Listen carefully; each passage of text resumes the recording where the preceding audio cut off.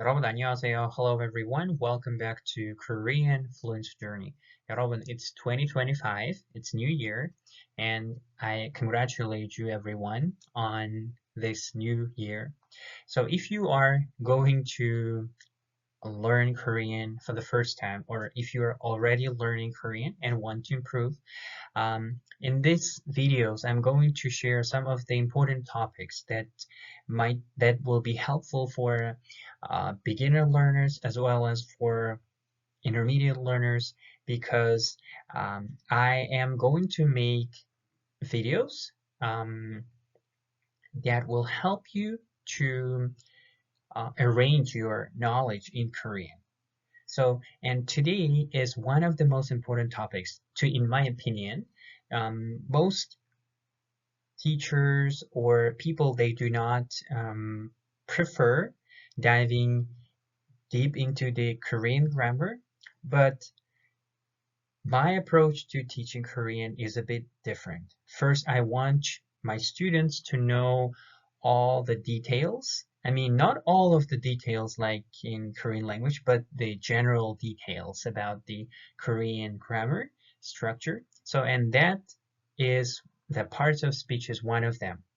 So, parts of speech in Korean is 품사. So, it is called 품사, parts of speech. So we have nouns, we have verbs, we have adjectives. So these are called parts of speech. So when you learn new words, we always have to know, we usually do not pay attention to parts of speech when we learn new words, but it will help you, knowing them will help you to make them into one group, to categorize so that you will better understand, so that you will better be able to apply all the rules, the grammar rules, for example, for nouns, for verbs, or for adjectives, and etc. So let's get started. So these are the numbers and the name of part of speech in Korean, and I also made some examples. So number one is 명사, is a noun, 명사. So anything, like it can be a person, it can be a thing, right? So what or who. So these are called 명사, noun. So 사랑, 사람, 엄마, 물건, 사과. So those are examples of parts of speech for the noun. And the number two is 대명사. So you know the 명사 is noun, and 대 means instead of noun. So it means pronoun. So these are we, you, they, what else? He, she, it, right? 나, 우리, 그는, 그녀, 여기. These are examples for pronouns. Number three, 수사. They call numerals or numbers like 1, 2, 3, 하나, 둘, 셋. Also Chinese numbers, 일, 삼, and etc. So I didn't write the word etc. Because you know there are lots of nouns, lots of numerals and verbs as well. So next one, number four is 동사. 동사 is a verb. Verb means action. So we say 가다, 사랑하다, 오다, 보다, 떠나다. So to do something, right? To love, to see, to watch, to leave, to live, right? These are all called 동사, verb. And number five is 형용사. 형용사 is an adjective. So we have adjectives like it's expensive, beautiful, hard, difficult, soft, right? These words are adjectives. So 비싸다, 많다, 좋다, and 춥다, right? And the six is 관용사. It's called like determiner. It's not usually common in English or in other languages. These are also kind of adjectives. Like when I explain it to my students, I say to them that it's kind of adjective, but with a fixed form, so it doesn't change. For example, in case of five, so you want to say an expensive gift, right? You have to change the adjective. You cannot use like this. This is just a base form, right? So that's why you say 비싼 선물. We do not say 비싸다 선물. It's wrong. So that's why this is called adjective. So you need to change its form. But in terms of determiner, um, it doesn't change. So you have this 새헌한, right? You cannot change it. You cannot change the form. So you just say 새 옷, right? New clothes. 헌 책, right? An old book. So that's why um, the only difference between 형용사 and 관형사, adjective and determinant, is that adjectives, they change their form. Like 비싸다 becomes 비싼, 춥다 becomes 추운, right? But when it comes to determiners, they don't change. They are fixed. So you need just to memorize and you need to use like this. And number 7 is 부사. It's an adverb. So we have adverbs like beautifully, um, really hard, right? Or we have what else? A lot. So 많이, 열심히, and 예쁘게. So all the words usually like which have like 개 or he, right? Like they are called adverbs.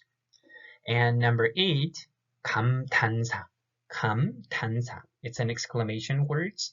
Usually, these are the words that we use when we express our feelings, our surprise, right? So, like 참, 아이고, and 어머나. So that's why they use the exclamation mark, because it expresses person's surprise, person's feelings like happiness. This can also be categorized as 감탄사.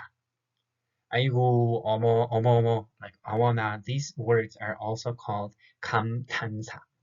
And number 9, number 9 is also a little tricky because it doesn't exist in other language. Maybe it exists, but not that many forms. But in Korean, it has more than, I guess, 20. I'm not sure. So those are like, they don't have any kind of meanings, but they do play some like grammatical role in sentence, right? So these are 은는, 이가, 을을, 에게, 에, 에서, 와, 과, and etc. So there, as you know, there are also other types of 조사 particles. So all those little things, I just want to call them like little things that are attached to like nouns, to verbs or adjectives, not adjectives, but to verbs usually, and nouns as well. These are called 조사 and particles.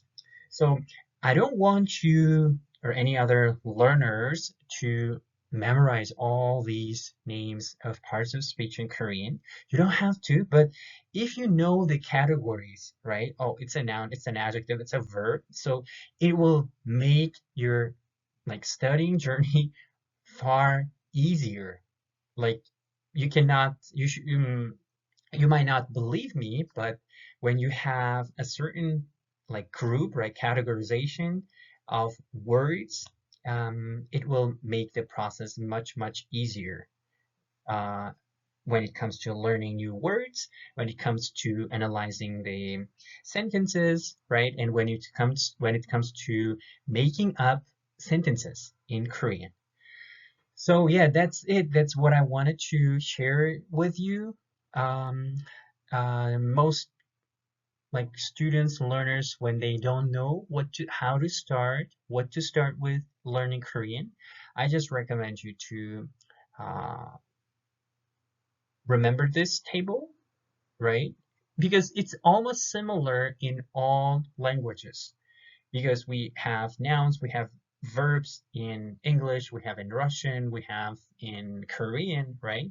So of course, like the 9 조사 might not be in Russian or in English, but most of them from 1 to 8, they have. Most of the languages in the world, they share this commonality between like Korean and yeah, in terms of the parts of speech.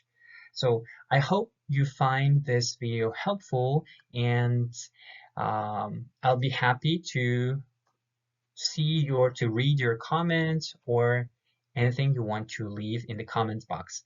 Thank you so much for following and for watching my videos. 감사합니다.